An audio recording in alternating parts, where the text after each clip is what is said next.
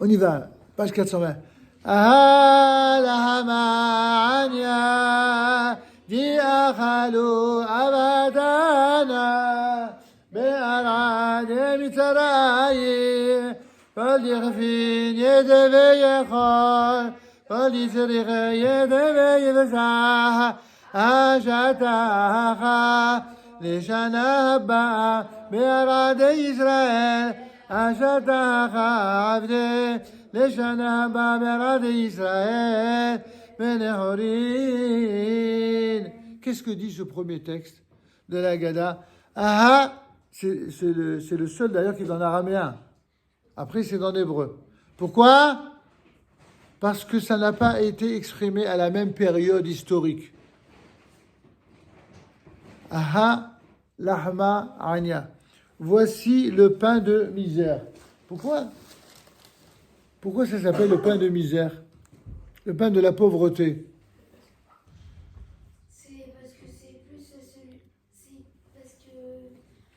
Peut-être parce qu'ils n'ont pas eu le temps de.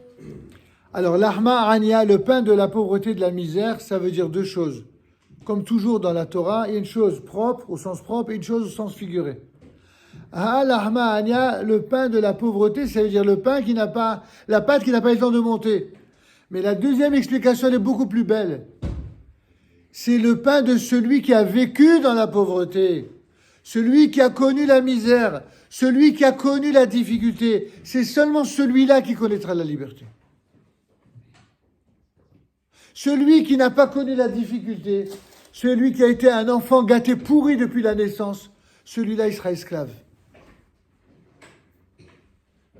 Tous les enfants qui sont gâtés pourris, c'est eux qui pourrissent la vie des autres. Ils veulent imposer leurs règles. Ils ne veulent pas se soumettre aux règles, ni de Dieu, ni des rabbins, ni de la Torah, rien. Ils veulent imposer. C'est comme ça partout. C'est comme ça dans les familles, c'est comme ça dans les synagogues, c'est comme ça également dans toutes les sphères de l'humanité, dans les partis politiques. Tous les enfants gâtés pourris, ils pourrissent la vie aux autres parce qu'ils veulent imposer leur vision au monde. Et nous, on vient et on dit le soir de Pessah, mes amis, pas du tout. Nous, on a connu l'esclavage, on sait ce que c'est que d'être esclave. Alors nous, on sait ce que c'est que de respecter l'étranger. Ce sont des gens qui ont la haine dans le cœur qui vont nous donner à nous des leçons pour savoir comment respecter l'étranger. Ce sont ceux qui nous ont brûlés pendant des siècles et qui nous ont, nous, réduits à l'état d'esclaves. C'est eux qui vont nous dire de quelle manière traiter les autres. C'est ce qui se passe aujourd'hui en Israël. Certains se donnent d'honneur de leçons sur la manière dont les Israéliens doivent se comporter vis-à-vis de leurs voisins. Ils ne se rendent pas compte. Alors, qu'est-ce qu'on dit le soir de Pessah? Ah, l'ahma'ania! Voici le pain de misère, le pain au sens propre comme au sens figuré. Voici ce que on mange, ce lehem oni, on mange ce pain de misère parce qu'on est en train de rappeler d'où nous venons. Quand quelqu'un il ne se souvient pas d'où il vient, il n'est pas capable d'humilité. Vous avez des gens, ils ont été pauvres. Ils ont été très très pauvres. Mais malheureusement, ils ont tellement souffert de la pauvreté que quand par malheur ils deviennent riches d'une manière pas toujours claire, ils deviennent arrogants, ils deviennent insolents, ils deviennent mal élevés et ils deviennent fabricants d'antisémites quand ce sont des juifs. Tu sais, comme ces vauriens qui aiment se faire inviter dans certaines émissions à grand succès à la télévision pour faire les beaux et pour prétendre que voilà ils ont réussi et eux ils disent ils ont connu la misère et qu'ils n'ont pas de leçon. Ils n'ont rien compris. La Torah te dit quand tu as vécu dans la misère, c'est pour être quelqu'un de riche là-dedans, que tu sois exemplaire, que tu incarnes la lumière et l'exemplarité. Pas que tu deviennes arrogant, que tu deviennes méchant, et que tu deviennes méprisant, et que tu imposes ta loi à toi, et souvent en la transgressant la loi. Non, c'est tout le contraire du sens de Pessah. C'est tout le contraire du sens de la matzah. Vous comprenez, mes enfants? Donc, ha lahma ania, voici le pain de misère. Diachalu avhatana, que nos ancêtres ont mangé, be'arad et Misraïm, dans la terre d'Égypte. Oui, ils ont connu ce que, en arabe on appelle mahna. Ils ont connu ce que c'est que la misère. Ils ont connu ce que c'est que la misère au sens propre comme au sens figuré. Ils ont connu ce que c'est que la souffrance et la douleur de l'humiliation, de la méchanceté, de la cruauté, de la haine. Alors, puisque nous, on apprend les leçons de l'histoire, Kol Jirfin, que tout celui qui est dans, n'est-ce pas, cette situation d'abaissement, d'humiliation, de pauvreté, qui viennent et qui mangent. On a tous le devoir d'inviter à sa table des gens qui se retrouveraient dans cette situation. C'est pour ça que depuis le début de Rosh Chodesh Nissan, eh bien, on essaye de venir en aide par les fameux paniers de Pessah, entre autres, à ceux qui ont des difficultés. Kol Ditzrir Yeteviv ça, celui qui est dans le besoin, qui vient de passer Pessah. C'est ça la conclusion et la conséquence immédiate de la compréhension de ce qui nous est arrivé. Oui, on ouvre notre maison et notre cœur à ceux qui sont vraiment dans le besoin. Un vrai besoin. On n'est pas en train de parler de gens qui ne sont pas dans le besoin, mais qui font comme si juste des gratteurs. Non, des gens qui sont vraiment dans les besoins. C'est cela qu'il faut être à leur côté. Il y a des gens qui sont malheureux, au sens propre comme au sens figuré. Il faut avoir un esprit qui s'ouvre à eux.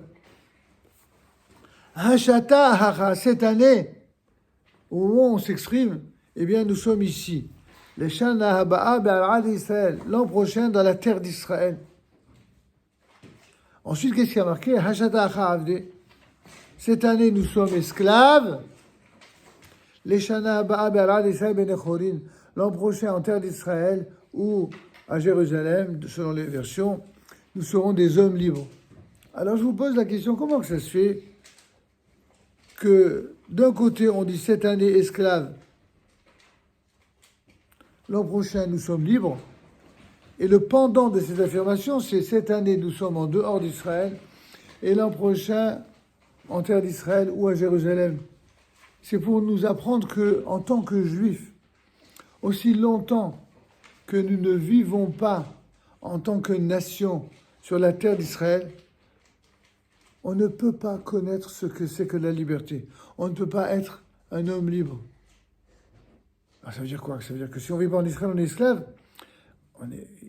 Ça dépend des pays. Il y a des pays qui sont des États de droit, des États dits démocratiques, comme la France, comme l'Europe, comme les États-Unis d'Amérique, oui, et d'autres encore. Mais on sait également que sous ces belles apparences, il y a d'autres monstruosités. Aujourd'hui, nous vivons en France, dans un pays certes démocratique, dans un pays où il y a des droits, c'est vrai, Dieu merci, mais on est encore dans un pays où on a une aile de l'hémicycle de ce pays qui est aussi antisémite que les plus pourris antisémites de l'histoire d'Israël. Et ils sont là, dans ce pays démocratique. Ça veut bien dire que ce n'est pas une garantie absolue, loin de là. Donc il faut rester vigilant.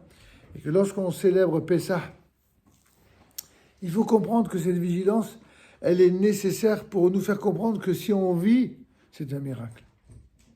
Ce n'est pas uniquement parce qu'il y a des lois, c'est un miracle. Parce que l'état de droit est une fragilité dont l'histoire nous a appris à nous méfier.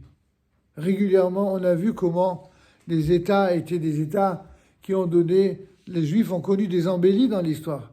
Mais c'est des embellis entre deux massacres, entre deux pogroms, entre deux haines.